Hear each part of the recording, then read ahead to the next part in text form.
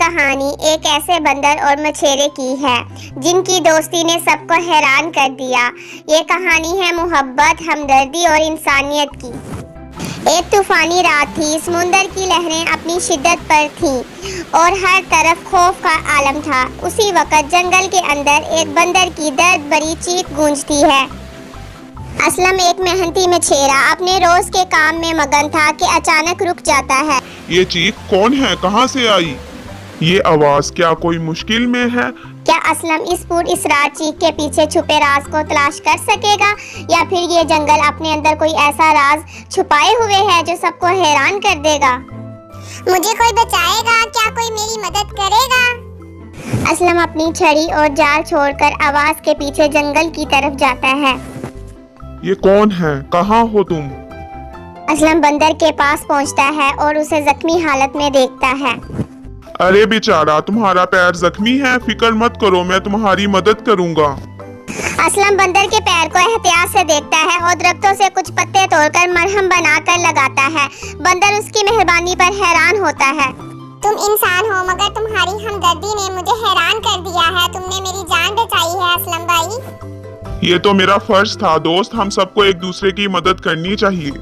असलम बंदर को उठाकर अपने घर ले जाता है जो साहल के करीब एक छोटा सा झोंपड़ा है। वहाँ असलम की बीवी बंदर को देखकर हैरान होती है, लेकिन असलम के एहसान की दास्तान सुनकर वो भी बंदर की देखभाल में शामिल हो जाती है। कुछ दिन गुजरने के बाद बंदर का जख्म ठीक हो जाता है और वो सेहतमंद होकर दरख्तों पर दोबारा चढ़ने लगता है। असलम और बंदर के दरमियान एक मजबूत दोस्ती पैदा हो जाती है। असलम भाई, तुमने मेरी जिंदगी बचाई। अब वक्त है कि मैं तुम्हारी मदद करूं। तुम मेरी कैसे मदद कर सकते हो दोस्त?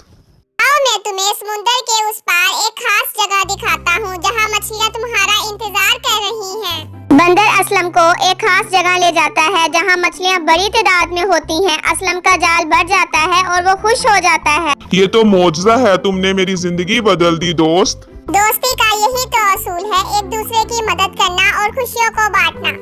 कुछ दिन बाद एक बड़ा तूफान आता है और समुंदर की लहरें खतरनाक हद तक बुलंद हो जाती हैं। असलम का झोंपड़ा और उसकी कश्ती तूफान में बह जाते हैं। असलम और उसकी बीवी बेघर हो जाते हैं और उनके पास खाने के लिए कुछ भी नहीं बचता।